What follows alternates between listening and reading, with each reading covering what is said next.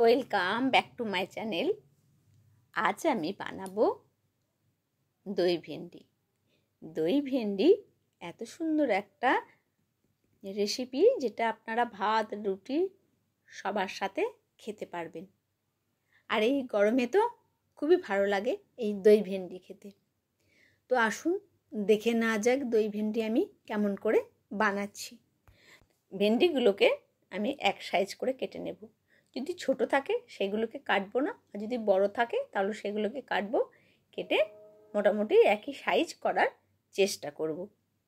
তো প্রত্যেকটা ভেন্ডি আমি এইভাবে যতটা পারলাম ততটা সমান করে কেটে নেওয়ার আপনারা চেষ্টা করবেন।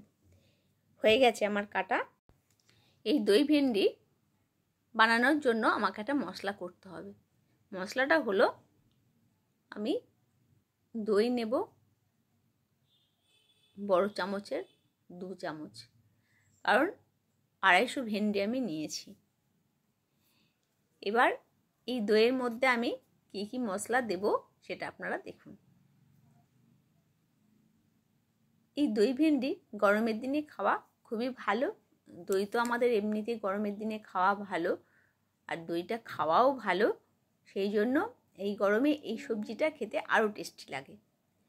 এবার এর মধ্যে আমি দিলাম 1 চামচ ধনে গুঁড়ো, 1 চামচ জিরে গুঁড়ো। ধনে জিরে এই দইয়ের সাথে খুবই মশলাটা যায় আর খুব ভালো লাগেও খেতে। আর দিলাম লাল লঙ্কার গুঁড়ো, যেটা কাশ্মীরি লঙ্কা। এতে কিন্তু ঝাল নেই, এটা শুধুই কালার। আর দিলাম পরিমাণ মতো নুন। নুন মিষ্টিটা সমান হলে কিন্তু খেতে খুব ভালো লাগে সব জিনিসটাই। আর পরিমাণ মতো দিলাম চিনি। দিয়ে এটা আমি খুব ভালো করে মিশিয়ে নেব। এতে এখন জল দেওয়ার কোনো প্রয়োজন নেই, দইটাতেই কিন্তু মশলাটা আমার সুন্দরভাবে মাখা হয়ে যাবে। তো আমি মশলাটা দেখুন আমার কিন্তু মাখা হয়ে গেছে, আর জল দিইনি, এটাই দইটা দিয়েই মাখিয়েছি। ব্যাস, এই মশলাটা আমার করা হয়ে গেছে।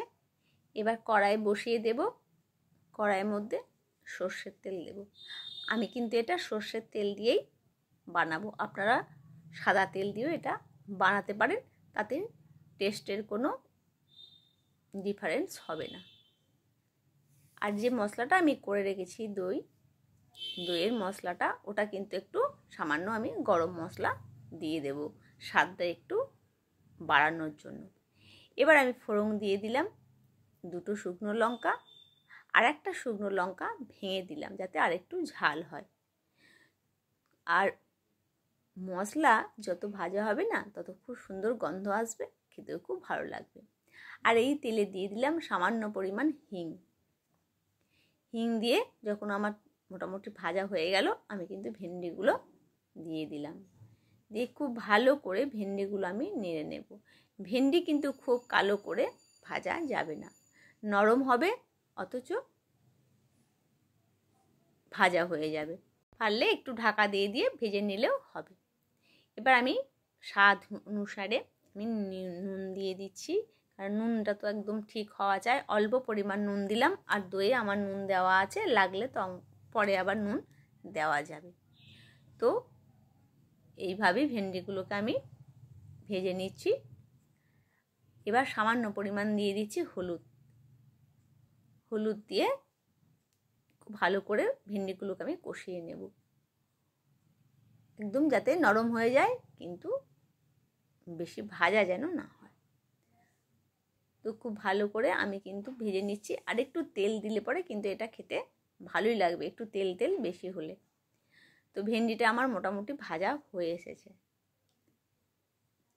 এইভাবে আমি দেখে নেব, হ্যাঁ ভেন্ডি কিন্তু আমার ভাজা হয়ে গেছে।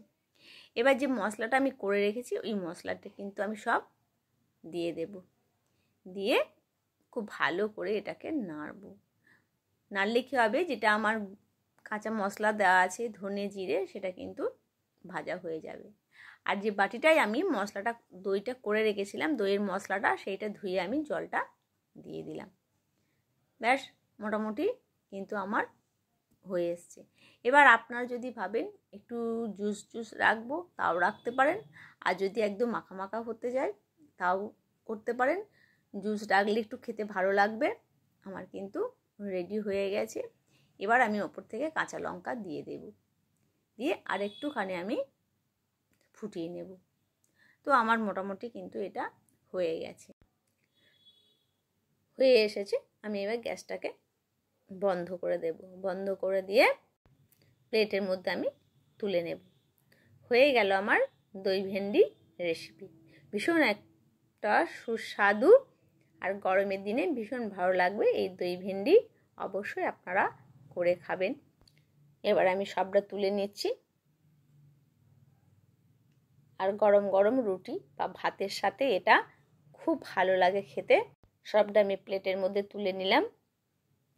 রেডি হয়ে গেছে আমার দই ভেন্ডি। ভালো থাকবেন, সুস্থ থাকবেন।